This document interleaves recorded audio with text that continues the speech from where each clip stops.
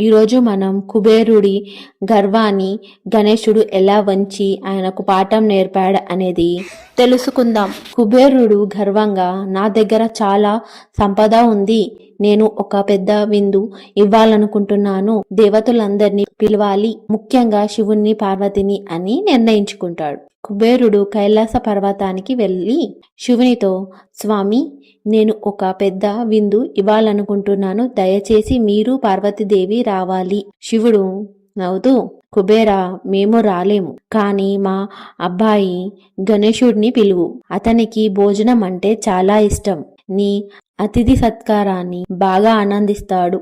కుబేరుడు కాస్త నిరాశగా కాని ఒప్పుకుంటూ, సరే స్వామి. కుబేరుడు మనసులో అనుకున్నాడు, గణేశుడు చిన్న పిల్లాడు కదా, ఎంత తింటాడులే. కుబేరుడు గణేశుణ్ణి ఆహ్వానం పంపిస్తాడు. గణేశుడు సంతోషంగా ఒప్పుకుంటాడు. విందు రోజు రానే వచ్చింది. కుబేరుడు తన గొప్పగా ఏర్పాటు చేసిన భోజనాన్ని చూపిస్తూ, చూడండి ఎంత గొప్ప విందు ఏర్పాటు చేశానో. గణేశుడు వచ్చేశారు. కుబేరుడు గణేశుడిని ఆహ్వానిస్తూ, రండి గణేశ, రండి కూర్చోండి అని ఆహ్వానించాడు. గణేశుడు కూర్చొని తినడం మొదలు పెట్టాడు. కుబేరుడు నవ్వుతూ చూశాడు, కాని గణేశుడు ప్లేటు మీద ప్లేటు ఖాళీ చేస్తూనే ఉన్నాడు. కుబేరుడు ఆశ్చర్యంగా, అన్ని తినేశాడే, ఆపట్లేడేమిటి?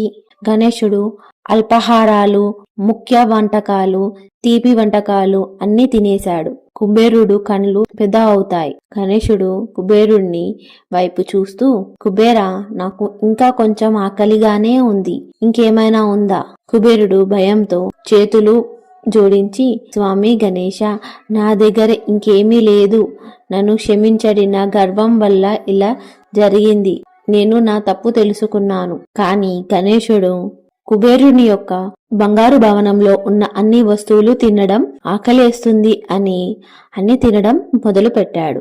అప్పుడు కుబేరుడు భయంతో కైలాసం వెళ్తాడు. వెంటనే శివుడి దగ్గరికి వెళ్ళి, ఓ శివ, నీ బాబు నా బంగారు భవనం అంతా తినేస్తున్నాడు, దయచేసి కాపాడు అని అడిగాడు. శివుడు నవ్వుతూ చెప్పాడు, కుబేరా, నువ్వు ధనంపై గర్వం పెట్టుకున్నావు. గణపతి బంగారం కోసం కాదు, ప్రేమ కోసం ఆకలితో ఉన్నాడు. వినయంగా ప్రేమతో ఏదైనా పెడితే చాలు. కుబేరుడు వెంటనే సాధారణంగా ఒక గిన్నె అన్నం తీసుకువచ్చి గణపతికి ఇచ్చాడు. ఈసారి గణపతి తృప్తిగా తిన్నాడు. ఆ రోజు నుండి కుబేరుడు వినయంగా, తెలివైన దేవుడిగా మారాడు. తన సంపదను సరైన మార్గంలో ఉపయోగిస్తాడు.